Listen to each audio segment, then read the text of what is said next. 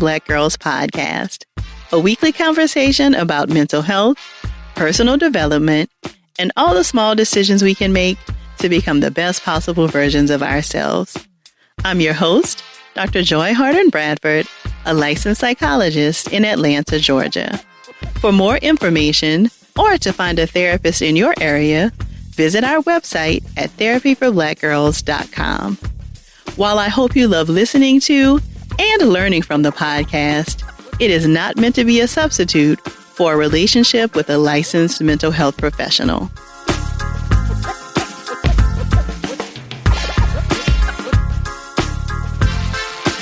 Hey y'all, thanks so much for joining me for session 246 of the Therapy for Black Girls podcast. We'll get right into the episode after a word from our sponsors.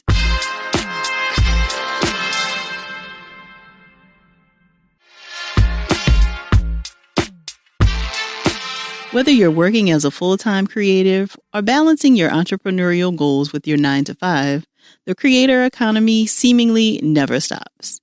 Between Instagram Reels, Twitter feeds, YouTube uploads, and discovering new trends on TikTok, the pressure to publish fresh content is constant. The consistent pressure to create and publish something new can tax our mental health, lead to exhaustion, and ultimately result in creator burnout. Joining us this week is award-winning journalist, on-air host, cultural critic, producer, and podcaster, Brittany Luse. You may recognize Brittany as the familiar on-air voice of Gimlet's former daily show, The Nod, a podcast that explores all the beautiful, complemented dimensions of Black life, as well as for Colored Nerds, a show that deconstructs the nerdier side of pop culture.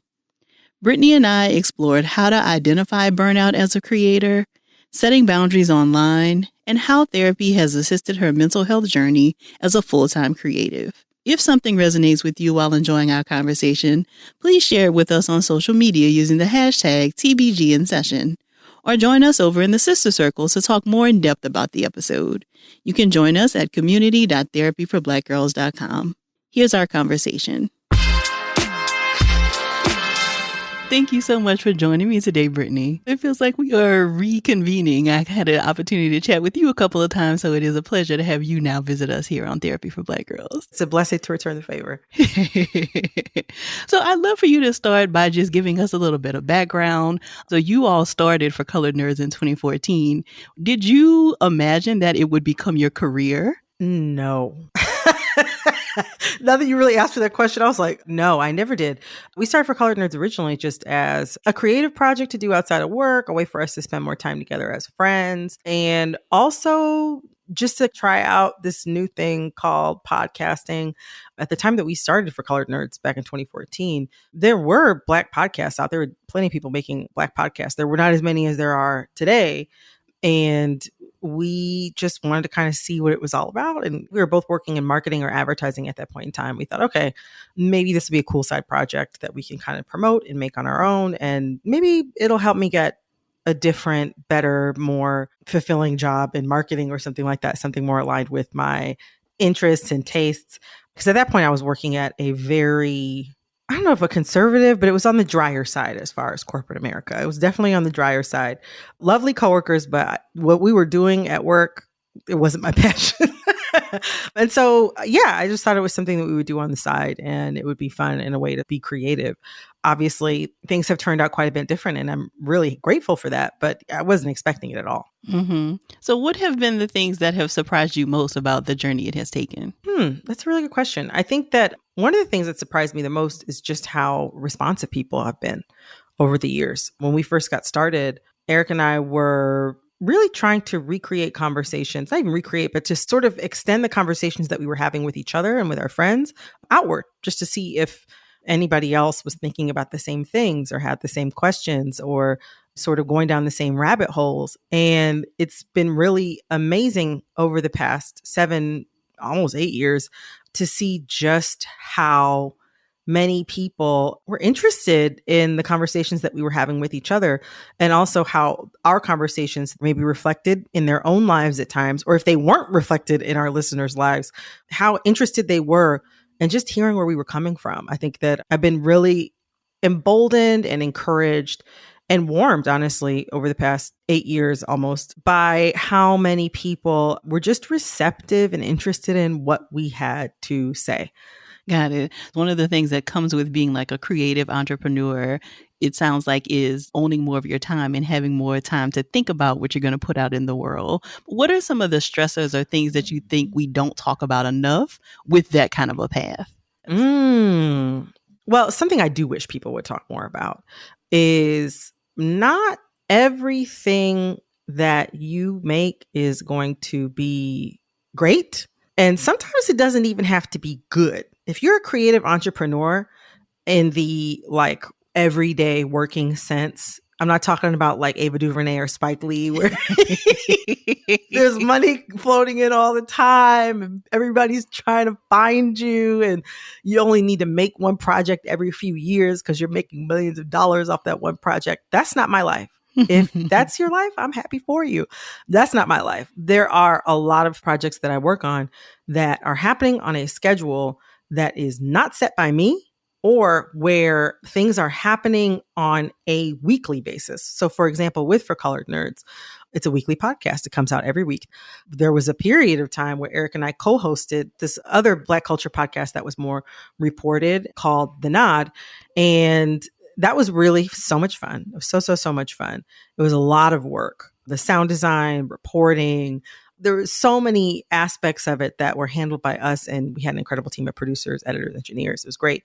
But it had to come out every single week. So there are some episodes of the show that I am like, I will hold this in my heart forever because it is such an incredible creative achievement. I'm still so proud of it. There's a couple episodes I look back and I'm like, I haven't actually heard anybody make anything quite like this. And that makes me feel really good.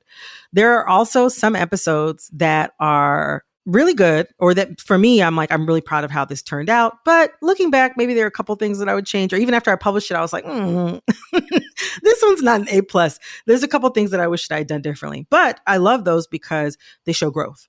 Then there are some episodes, not many, but a couple, where it was like, okay, it's Wednesday. The episode comes out on Monday.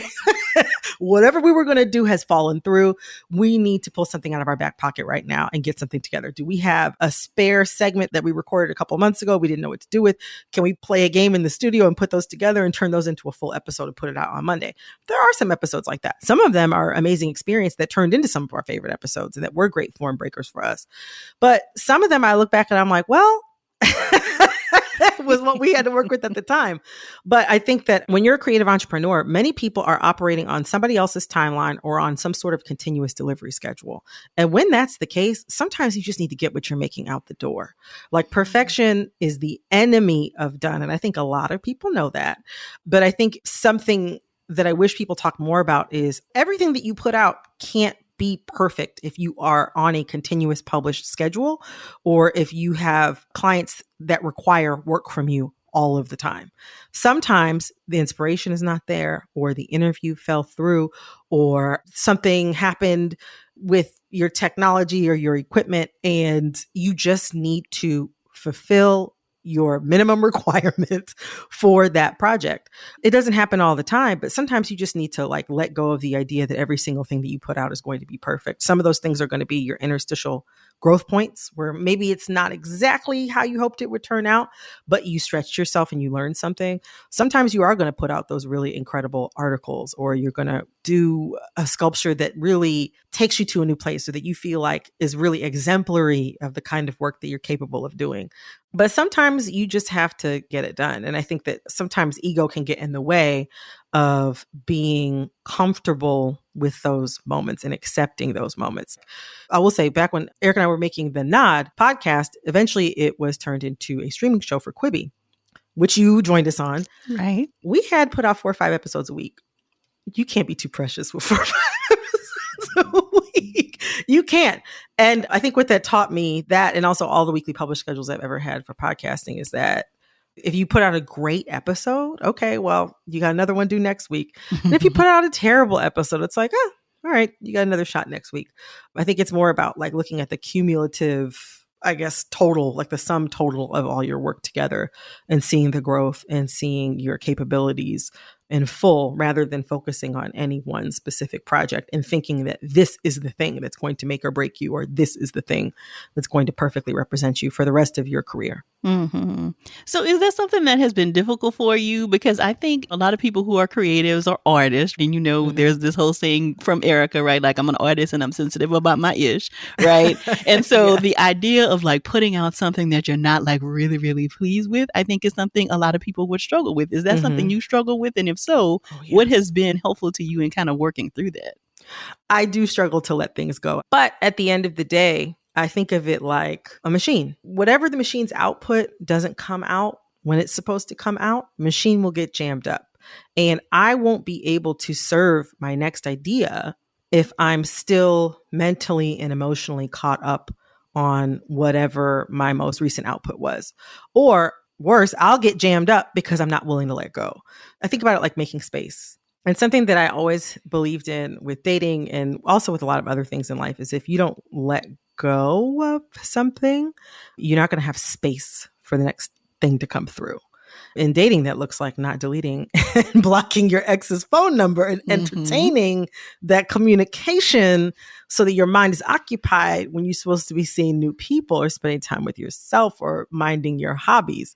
But I think with creativity, it looks like not letting go and lingering too hard on the last thing. And I think that can go in two directions. That can go in the direction that we're discussing, which is like worrying about how good it turned out or whether or not you did a great job, right? But it can also go in the opposite direction, feeling too pleased with yourself and not just reflecting on how well something went, feeling good about it, but then also taking that energy into the next project. I think it's just important to keep moving forward. And so can you talk about like what creative burnout has looked like for you and what kinds of things have been helpful for you to kind of pull yourself out of it? Yeah. So glad you brought that up.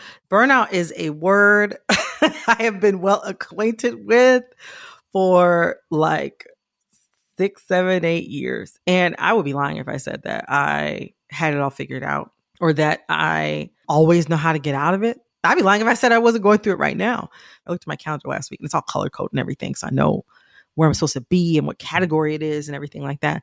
I was like, who put this schedule together? Who did this? It was kind of me, kind of a couple projects that I'm on that just this week just hit really hard. Burnout is something I definitely struggle with. I'm 34 years old. So I've been in like the workforce, right? For about 13, 14 years. Like the past like 6 or 7 years, I've been doing creative work full time. But before then, I didn't. I used to work in city government. I used to nanny. I used to do all of these different things. I've seen how burnout affects me, whether I'm being like a creative entrepreneur or a full-time creative or being somebody who's in a full-time service job or office job. And it is devastating, I think, in all senses to be going through burnout and trying to work and trying to have your life and manage your emotions and do all those things. But it's really tough when you're a creative professional to be dealing with burnout because that's when the ideas stop flowing. But when you're burnt out and you're a creative, like I said, if you don't tend to it, that is when the ideas stop coming or the ideas stop flowing. And I found that the most important thing is to actually just take the time. Because the thing is, I also have learned, if I don't take the time, my body will take it for me. Your body will tell you to stop. When I fell asleep the other day between interviews, and I'm not a napper, if you don't stop, your body will stop for you. And last week that looked like me having to take a nap in the middle of the day. But other times it's turned out not so simple. I've learned more over the years about how to handle burnout.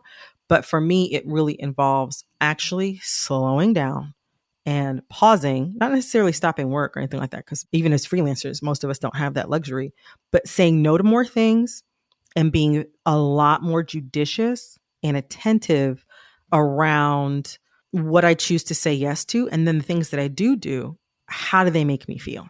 So it's like, okay, is it really worth the money for me to sit here and deal with this? I found that sometimes it's just not. But yeah, I think that it really involves being aware of my energy, what things energize me, what things don't energize me, what people and collaborators energize me, what people and collaborators do not. For me, it's as simple as there is work that I feel called to do and that feels very invigorating and important to me and gives me energy. And if I'm consistently doing work that is not bringing me toward that central purpose, I will feel out of alignment and it will exhaust me and I will feel resentful and I will be mad. I'm fortunate that I can do that and I work to get to this point. But yeah, just really avoiding things and people that suck your energy out and trying to hold those boundaries. More from my conversation with Brittany after the break.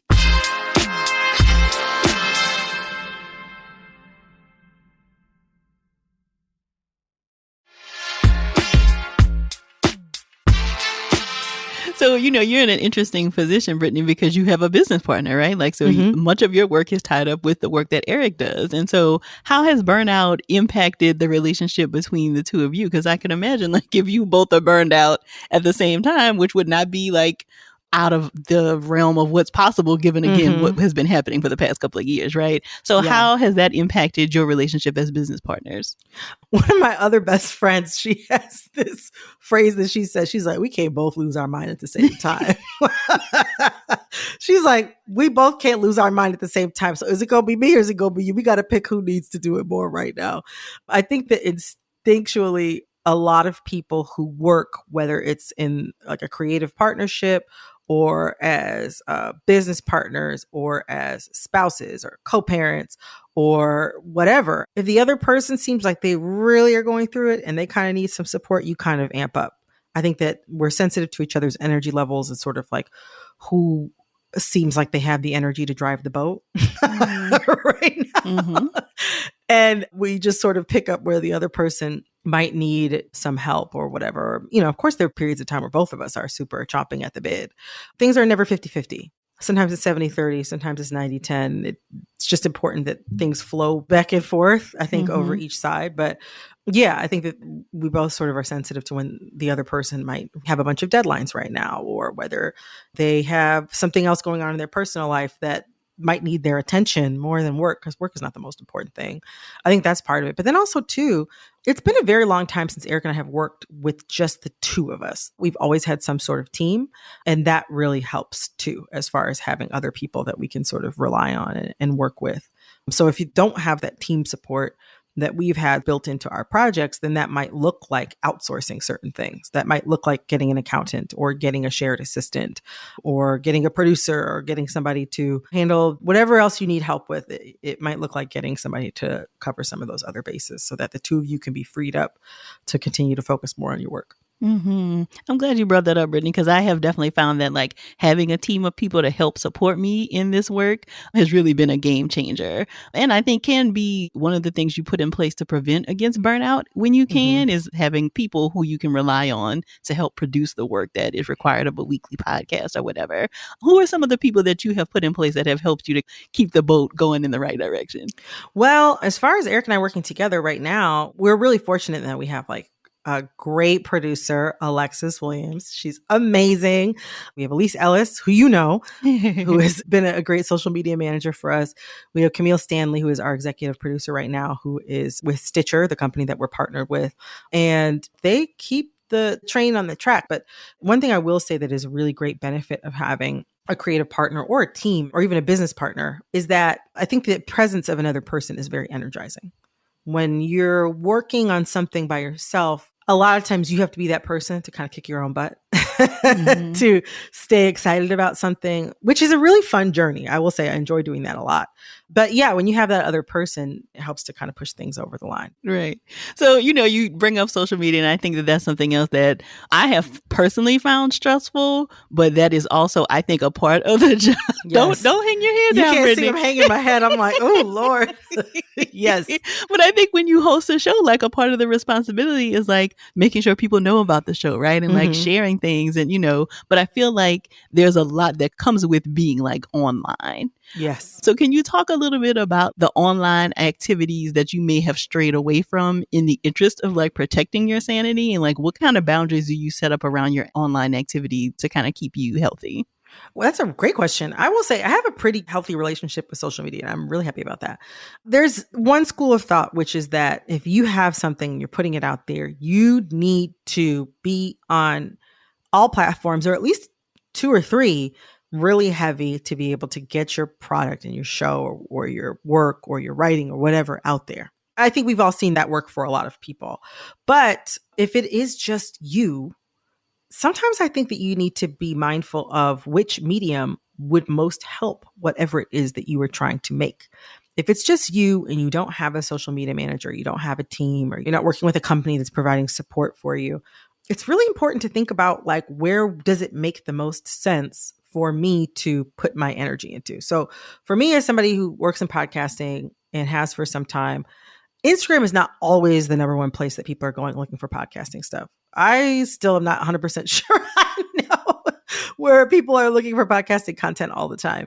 But I found that Twitter, as somebody who also writes a lot, is an important place for me to be. And also, I can get a lot out of being on the platform without engaging with it too much.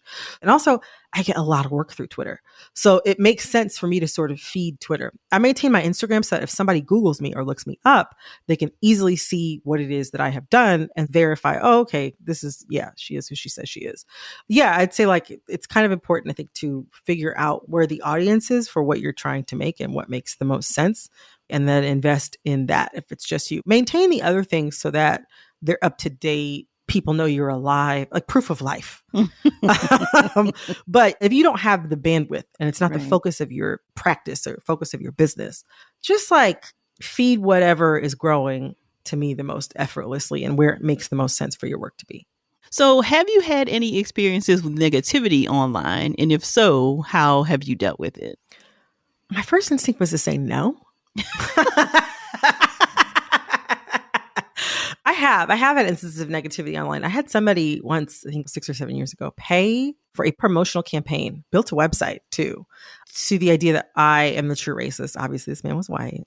Wow. Obviously. And also, I think he worked in tech, but he couldn't have been that bright because it was very easy for me to Google him and find out his personal email address. It wasn't like the biggest deal in the world as far as like volume, but it was so pointed and he clearly put a lot of effort and money into it that it was overwhelming for me. I think I took a cab from Brooklyn to the Upper East Side, which I normally would not do. I really must have been under duress because that's a lot of money. And I was like, this man is being racist to me. I was sobbing the entire ride on the phone with my parents. I was losing my mind. That was probably the worst instance of online harassment that I've ever dealt with. Also, the company that I was working for at the time decided not to do anything about it, which was like, they did nothing to comfort or protect me, which was a choice and something I've never forgotten. And that was the only instance, though, I would say where somebody had really done something to make me feel bad. I've had people like do other things that were nasty or that were mean or that were rude, but it's not a frequent occurrence, to be honest with you. And I think that because my whole life doesn't happen online, like so many other things happen in my life. I've been very fortunate in that people have mostly just said mean or rude things. It's infrequent. And also it's never crossed into some sort of offline action. And I never have dealt with like death threats, which has been a blessing. It shouldn't be. It should be something that nobody has to deal with. But other than that, I really don't deal with it too much. For the most part, I have really positive experiences online. I've made a lot of friends and colleagues and gotten jobs that way. And I think that a lot of that is luck. Mm-hmm. But I also think that a lot of that is just not taking it too seriously. Got it. Got it. More from my conversation with Brittany after the break.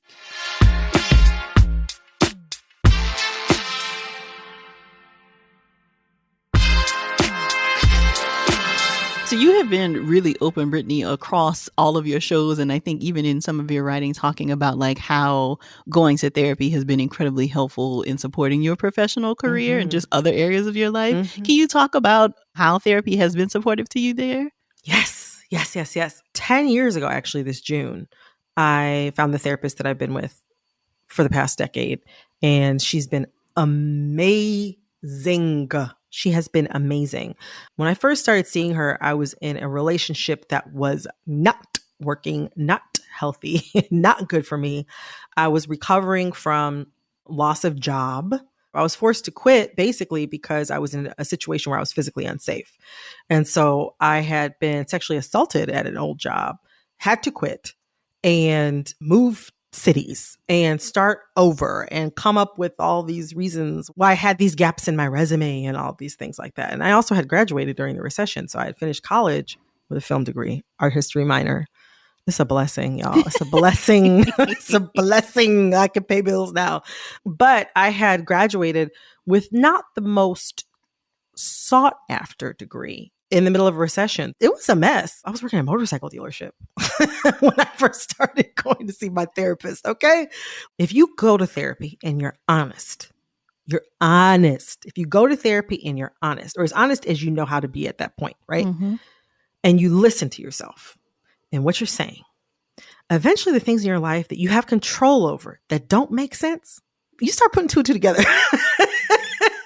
And for me, at least, therapy caused and still causes a point of confrontation for myself in my life, where the things that I say that I want to do and where I want to be and the person I want to be meets the things that I'm actually doing and what I'm saying I'm doing and how I'm feeling in the moment. And it forces me to sort of confront, bring it back to alignment.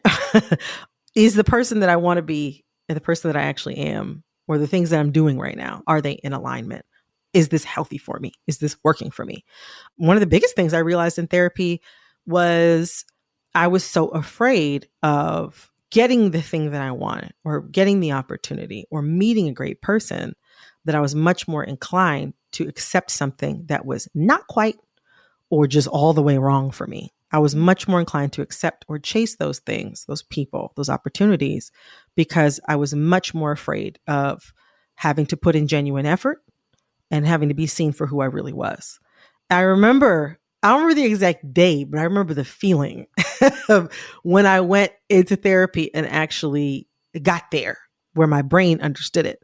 And for me, because I had had that space of confrontation where I was confronting myself and I said it and somebody was witness to that, it became very difficult for me to forget that. It became very difficult for me to leave that out of my decision making. And once I have that space, it's very hard to forget the lessons that I learned in there when I'm out in the world living my life. Yeah. And, the benefit of having a therapist that you've had for a decade, there's not a lot of hiding you're going to be able to do because she knows so much. Oh, child, the way she just, sometimes I'll say something and she's just like, you know what? I'm going to tell you what. She's like, I'm just going to keep it real with you. You might just need to accept this. To the next thing, or you just might need to let this go, or do you really think that this is the best way? She's great. She's been really, really great. Yeah, it's something I will not miss. I was visiting a friend in the hospital. When I tell you I was in the hallway, sitting on the floor, it's just taking that call in the hallway because I had to. It's probably one of the most crucial pieces of self-care that I have in my life. And I can't thank therapy enough for everything that it's given me. Thank you. Thank you for sharing that, Brittany. It sounds like y'all have an amazing relationship, which I'm sure leads to y'all being able to do just great work together. So the other thing that I think has just been really incredible, especially for me as a fellow podcaster, I'm so thankful for you and Eric. Y'all have been so open about like your entire journey through podcasting, right? Like the ups and the downs. And I think have really just set a powerful example for how to like advocate for yourself and your creation, the things that you have put into the world. What kind of message do you have for other creatives about like how to advocate for themselves? For me, something I struggle with is actually still is advocating for myself. I'm grateful that you said that, and I've come a long way. I should give myself some credit. I've come a long way. But it's still an area where there's a lot of opportunity for growth for me. But I think not being afraid of no, or rather learning to live with no, or not right now. And also understanding that there's no one person that holds your destiny. I think those are really important things to remember when you're advocating for yourself. Yeah. Because no is not the worst thing in the world. Right. It may seem hard at the moment, but it is not the end of the world typically. No. Yeah. I'm so appreciative of you sharing so much with us, Brittany. Such a great conversation. So many gems that you have dropped. Where can we find more of your work and support you? What is your website and social media handles that you'd like to share? Oh, yeah. If you want to follow me, I am at BM Luse. That's B as in Brittany, M as in Marie, my middle name, last name Luse. At BM Luse on Twitter and Instagram. I'm much more active on Twitter than Instagram. I am on TikTok with the same name, but I don't post anything. So just if you see me, mind your business. You see me commenting on something wild, mind your business. And then also, if you want to listen to For Colored Nerds, which you absolutely should, you can find us at forcolorednerds.fm. And you can also follow us on Twitter and Instagram at For Colored Nerds. We have a lot of fun on the show. And yeah, it's a really good time. I mean, honestly, I'm going to venture and say that if you like therapy for Black girls, I think you're going to like For Colored Nerds. I feel like this is one of those commercials with the fragrances, right? If you love Gina K, then you'll love. Exactly. We have a new episode every single Tuesday, and you can listen to our show wherever podcasts are found. But yeah, For Colored Nerds. Yeah, it is one of my favorite podcasts. So I definitely think if you love the conversations we have here, you will also really enjoy For Colored Nerds. So definitely check it out. Thank you so much, Dr. Joy. Thank you. I'm so glad Brittany was able to share her expertise with us today. To learn more about her and to check out her podcast, For Colored Nerds, visit the show notes at therapyforblackgirls.com/session246. And be sure to text 2 of your girls this episode right now. If you're looking for a therapist in your area, be sure to check out our therapist directory at therapyforblackgirls.com/directory. And if you want to continue digging into this topic or just be in community with other sisters, come on over and join us in the Sister Circle. It's our cozy corner of the internet designed just for Black women. You can join us at community.therapyforblackgirls.com.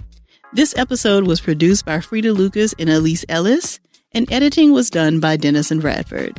Thank y'all so much for joining me again this week. I look forward to continuing this conversation with you all real soon. Take good care.